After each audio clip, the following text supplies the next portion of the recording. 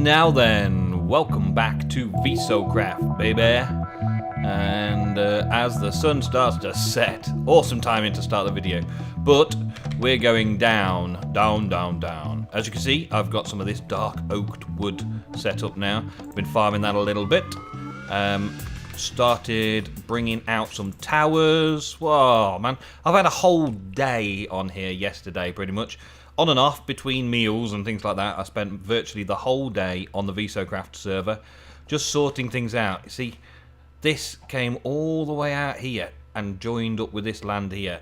I'm so much happier with it now. It's set out like so. And it flows all the way into that tower there, which is a midway, halfway in my outside, halfway around my perimeter on that side. And over here I've been hacking away at this and got tons and tons of clay right now. Clearing all this area out. All this dark stuff has been cleared and a lot of this sand has been replaced as well. Clearing it all the way back out to my perimeter, and I'm planning on changing all of this to the red sand and maybe a bit of grass and stuff around the place, to have this plateau up here as my little horse ranch. Because I finally managed to get horses on the go. Finally got horses. I found spawners.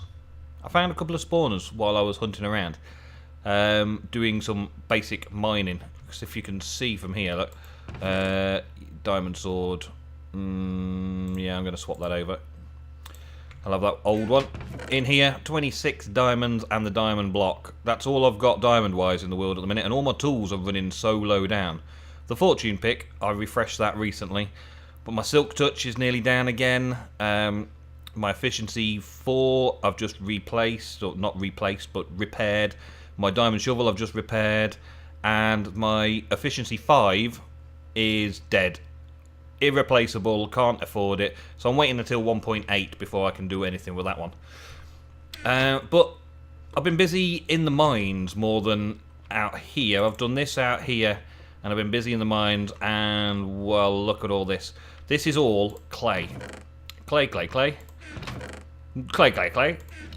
Clay, clay, clay. And then that was full of clay as well, but Bear came over and borrowed some clay. Borrowed some? Well, came and took some and gave me a couple of diamonds for the trouble. Couple of diamonds, yep. May go some way to replacing the pick that dug it all out. Thanks for that anyway, though, Bear. I was giving it away for free anyway, and Bear gave me a couple of diamonds, so that's not bad of him. Not bad. Right, down into the mine. This is like the center point of my perimeter, and I think I'm going to build something cool up there one day, to mark the center point of my perimeter.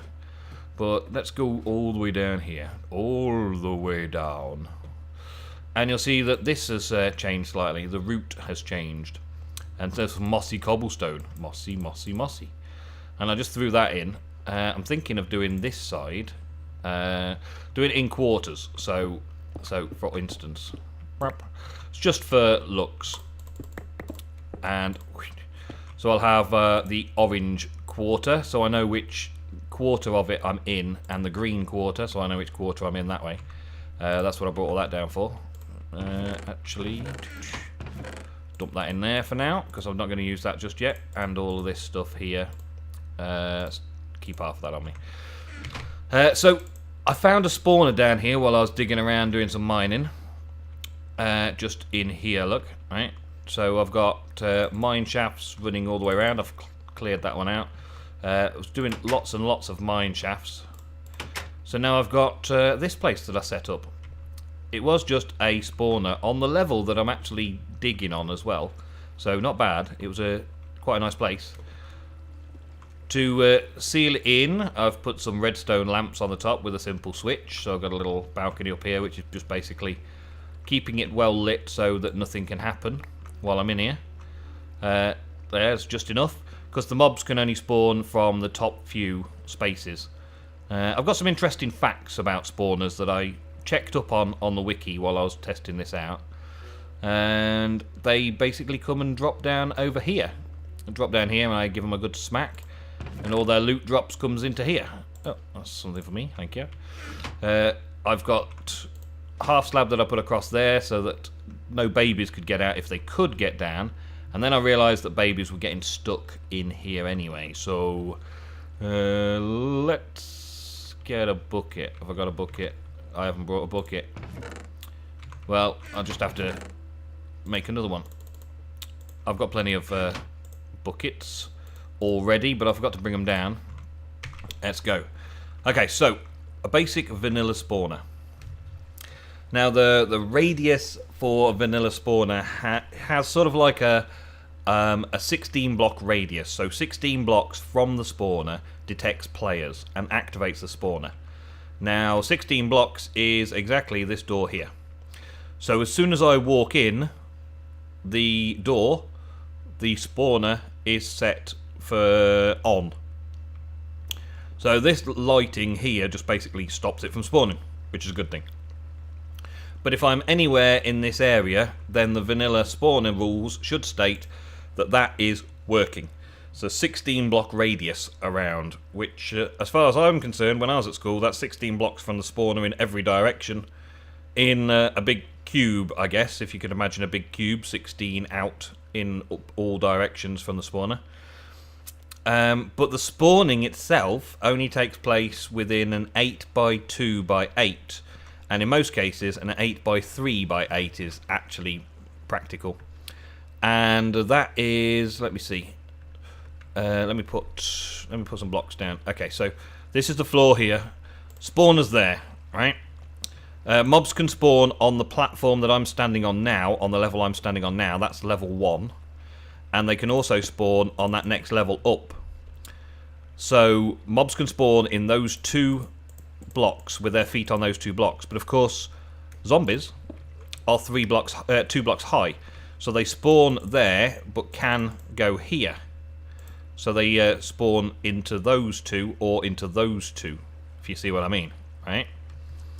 So that's why I've got a 3rd block high, so that they can spawn up as well into the ceiling space. But they can't spawn higher than the wood there. That means that the lighting is covering all of those spawn spaces. So the lighting doesn't stop them from spawning down there, but the spawner does not spawn down there. So they only spawn from there, there, and there. So they only spawn in these top 3 rows, as it were. And it's an 8x8 around that. So I just count 3 out from each side, and that's 7. And then put a wall. So that's 8, and that's 9. So it doesn't matter which side you're looking at. The vanilla mobs will only spawn in this space over here. Now, the way I look at it then is that there's another little mechanic which mobs... if there are 6 of the same mob in a certain area, if there are 6 of the same mob detected, then it won't spawn. So it'll spawn like 1 to 4 mobs if there are if there are less than 6 mobs in the area. And the area that it checks is a 17 by 9 by 17. So that would be 8 off in each direction from the spawner, right? So my end result, my gathering point here, is more than 8. So we've got 3, 4, 5, 6, 7, 8.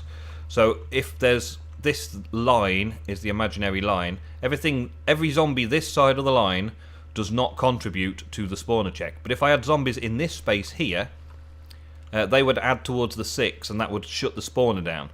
The spawner basically shuts down when it gets to 6 mobs in the local area, just for, well, I guess it's protection. It's a balancing thing where vanilla Minecraft stops you from having too many entities in a certain area because of the spawner. So with that in mind, I put my drop zone over here so they can collect over here and not affect the spawning rates. The other thing is that it's by 9 high. So if you took that block there and went 4 up and 4 down, that's also where it checks. So let's jump down here. So we've gone 4 down from the spawner, 1, 2, 3, 4, and then this space here where I've marked with the wood. If there's mobs down here in the water, then they are not in part of the check for the spawner. So the spawner will continuously spawn. In theory, that's the way it works. So the spawners, while the zombies are down here, that will still be active and spawning. So potentially there could be 100 in this water, and that spawner would still spawn some more. Let's take this out. Okay, so now we can see. I'm right down by bedrock here, though. That's the trouble with having to build so low. So it's a little bit dark down here, but it's fine. And I had this one piece of bedrock here, meaning that I couldn't do this channel too deep. I wanted to do it coming down and drop them into a 2 deep hole, but this was in the way, so I ended up just doing a 1 deep hole. And it doesn't seem to have any adverse effects. It doesn't seem to be too bad, so we're okay with that. And the water then drops down and pushes further along into an upstream, a ladder. Now, I was finding that the baby zombies were getting caught at the bottom of the ladder and just sitting there, and that was stopping other zombies too high from walking in, because baby zombies are only 1 high, so they didn't get caught by the water stream and go up. So I had to adapt, and I put a little bit of lava down there. So the baby zombies will come across, water will stop there, baby zombies will fall into the lava and die. The bigger zombies, the 2 high zombies, will come along and they'll be jumping in the water, and as they jump in the water they'll get caught by this water here. They get caught by this water as they jump in and jump literally over the lava trap, right? And as they're jumping over the lava trap, they get caught by the water and straight into this water elevator, which is water source block sign, water source block sign, water source block sign, water source block sign, all the way up. All the way up, taking them away from the spawner, and I'm keeping them outside of that 17 by 9 check zone. So let's just pop that there for now. So up here, we are far enough away from the spawner so the spawner remains active. And let's just pop this back that side, stop the water. The water literally just drops down, drops down, drops down, drops down again, and then I had a little short space here, drops down again, runs up to here, and then drops them down into my little kill chamber down there. Very nice and simple. I might just pop a torch up here. But I've had varying degrees of success with, because they'll be jumping at this point.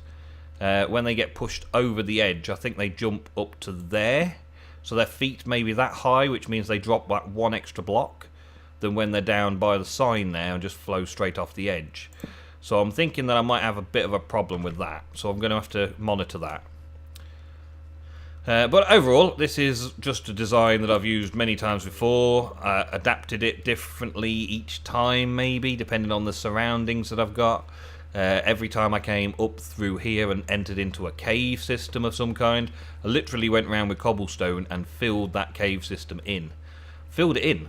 I mean, I didn't just light it, I filled it with cobblestone, so nothing can spawn. There's a reason why I preferred to fill it in rather than fill it in rather than do anything like just light it up and leave it. The reason is because I've been using the vanilla X-ray methods to find things and check things out. Relentless is joining and leaving. I'll say hi if I'm not in water, because I'll just float down there and fall in the lava. So yeah, there's a vanilla X-ray, which is one of the things that I use. You stand yourself in blocks of redstone. It's in the game, it may be a bit of a glitch, and they've tried to fix it, but like sand generators, I'm sort of in favour of those things. Manipulating the mobs, and manipulating things in the world, it's part of the game. Let me just say hi to Relentless. Let me just say hey. Hey, hey. So, yeah, that's the spawner set up and sorted out. There we go. And, of course, because this is now a drop zone, I can get lots and lots of zombies to kill, which isn't affected, or isn't affecting my blaze farm problems. So, like now, if I was XP farming at the blaze farm, and Relentless joined, which, fair play to him, he needs to join, he needs to play, that's good, I'm glad to have him on the server as well, but all of my last 20 minutes of mob grinding would just come to a halt as soon as Relentless arrived on the server. So this is a little bit more SMP friendly, this kind of spawner. We should see that the numbers of zombies will be fairly good. I mean, zombies don't give out a lot of XP, and zombies don't spawn very rapidly. It's not the biggest and best spawner in the world, but it is something that I can use. And the other advantage of having a mob spawner like this, let me just block that off, is that I've got access to zombie villagers. Now, at the minute, there's no particular place for zombie villagers to go. I think the only thing I've got potentially is... Oh, actually, can I go around this side? Yeah, I can see you. Through there, through that one block there, which is just the other side of this there, could have this block here, to the side here, to the side here, this block... have some sort of minecart system to pull the villagers out and then go and cure them and stuff like that. I may do something like that in the future if I feel like it. Or I may just capture a wild zombie villager and sort him out that way. My obsidian farm down here, it's taking a long time to clear out, I tell you. But I've now... I think I've just about done my entire perimeter wall, or perimeter area, and at each point I've done one of these which goes up to a tower to the surface, and I'm going to do some sort of thing, stairwell or something quick up and down between all the points of my perimeter. So my perimeter extends out in all directions, and I'm just plotting out all of the mining. Filling in caves with cobblestone, because I prefer to fill in, like I say, because the X-ray then sees through the filled in caves instead of open caves showing you. Let's see if we can do it, actually. Let's have a quick go now, see if it works for us. Let's do it up a level so we can see down a level. This is one of the ways I found the spawner in the first place. I knew which quarter of my perimeter to start mining in the most. And let's go around here. We got here. This is one of those places that I've started filling in, but not finished yet. Up here. Oh yeah, loads of space around here. Let's just pansy bar across here for right now, so nothing can come in. And let's go down a couple of blocks here. Let's go, yeah, one or two more. There we go. Right, so this is vanilla X-ray. So we place that block there, right? And then if you used to just place that there, you would be able to X-ray through the world because the textures weren't there. But they changed that. They put textures on the inside of all of those blocks, so now you can't get it. Now you've got to do a sort of a jump stack method. So I've got to jump up and hit that at the same time and get it just right. I might not be able to do it now, but there is a method to it. A sort of I don't know if there's like a 1 in 100 chance, or there's just a certain technique to get it, but it's there. You can get it. I tell you, it's there. No. Maybe there. No, definitely not. But you don't suffocate in these anyway, so yeah, it's worth a shot. There we go. Maybe it was on the downward you place it rather than on the upward you place it. But anyway, you get then the X-ray, so you can see that I could see a spawner, and I saw my spawner over there and went for it. There's another spawner somewhere else as well. But you see all these cave systems that run round all over the place. They block your field of vision. Whereas over here, look, I can see for miles that there is nothing. Nothing above all of these that I've started digging out with my branch mining. And down there, there's a bit over the top there. Loads of dark caves that I haven't explored yet. Oh, there's an abandoned mine shaft over there that I hadn't seen. But you can't see very far over here because of all of the caves that are lit up. So what I do is I fill these runs of caves so that when I do this, I can see through the world. It seems that there's quite a bit on top of my spawner there that I need to go and sort out. I'll do that some other time. You can see that there's the lift up for the zombies. The zombies come across here, and then the zombies drop down into my little chamber, so that's in there. I think it's cool to be able to see these sort of things to give you a good visual of what's what. Oh, there's more mines over there. They have got loads and loads of exploring and caving to do around here, as well as doing all this branch mining to see what is occurring in the world around me. I'm looking forward to it, really. And this is my central point. It goes all the way out to a perimeter over there. This goes out to a perimeter over there, which you can't see through because I've got all these caves in the way.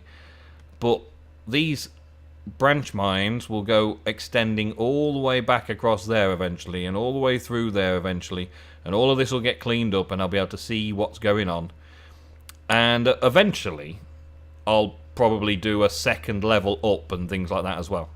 But for right now, that's it. That's all we've got time for, folks. Thank you very much. Let's just head back down here. Go back up. So that is the vanilla mob spawner, the zombie spawner. And now I fancy, because I found that spawner and I got a few cool things like name tags and saddles and stuff, I fancy getting myself a horse. And having a horse around here and start bringing horses over to the horse ranch.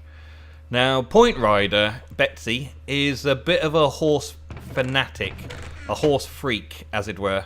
She loves her horses, and her and Rough Rider, Point Rider and Rough Rider, they sort of work together, husband and wife team. They are on the server, and they pretty much have the monopoly on horses. And I'm not going to try and take that away from them. There's plenty of things that I like doing. I think I'm going to enjoy building on the server a lot more than I like doing. Well, there's people who are better at redstone than me. There's people who are better at building than me. There's people who are better at automated farms and things than me. So I'm just going to enjoy the place and build my thing and do it the way that I want to do it. And that's it. That's my game for a laugh. Now, this tamed horse over here, I found a while back. But I never actually did do anything with it because I didn't have a saddle. And now I have a saddle. I'm going to pop a saddle on it. Boink. And pop. Come back here, yo. Shift click. That's it. And put some horse armor on it. And that is my charger. I may do a name tag as well at some point when I've got some levels to spend. If we give it a name, I don't know. But I'm just after having a horse. And maybe breeding up the horses to see if I can get like one of each horse type. Sounds very Pokemon, but I think it's something that can be achieved. Some targets, some goals to achieve. Because vanilla Minecraft doesn't have as many goals for me anymore. I've been playing it for so long and I've made so many things that there is kind of something. There's something about vanilla Minecraft which is still always going to be appealing. Something about vanilla Minecraft that is never going to die. But I have moved on to modded Minecraft. And even modded Minecraft now has a few things here and there that just you can't really get appealing. Is this how to make a thing? I forgot. Ah, there we go. I knew it was something like that. Get some leads and fence post. There's something about vanilla Minecraft that still strikes me as interesting, and whenever they bring out a new update for vanilla Minecraft, there's something that gets me going. Not quite as much as it used to. Now I've done so much in vanilla Minecraft. Now I've built all the different types of farms. the automated farming, farming cows, farming pigs, auto farming sheep, auto farming wheat, auto farming everything you can possibly grow, mob farming, making mob farms out of spawners, and making mob farms out of thin air, and making mob farms underground, and oh man, all the different blocks I've collected. Now I've collected some of the new ones, and I like the way that's starting to look. There's only so much that Minecraft can bring in that's new, and once you've discovered the new things and had to play around with it, there's a lot of things that just feel, yeah, I've done that, been there, done that, why do I want to do that again? And you realise that your little part of the world needs to have everything you've learnt included in it. So everything I've learnt about vanilla Minecraft is going to end up around here. And we're going to do some building as well. That's going to be my thing, is just checking out the build style is going to be the main thing. But I will show you guys all of the things I get up to on the VISOCraft server and keep you informed as to what's going on. But vanilla, a lot of grinding. So I'll try and find interesting things for you every now and again. And keep working. Building. If you would like to see more of the mundane stuff, like going caving and lighting up the caves and things like that, see what I find, let me know. You want a caving episode in the comments below. If you want some more building episodes where I'm building some more of my stuff, then let me know and I'll do some more building. And if you want some things like the technical side of things, like when I build my cactus farm, build a cactus farm, or build a sugarcane farm, or build my pumpkin farm, or something like that, you let me know in the comments and I'll try and include those sort of things into my episodes to request. But for now, guys, that is it for VISOCraft this week. Thank you very, very much. I shall continue to mess about on here for a bit longer and get some more mining done. I actually need to get some more experience sorted out to regen a load of these tools. Use all these diamonds up to make these tools good again. And I'll see you next time on VISOCraft.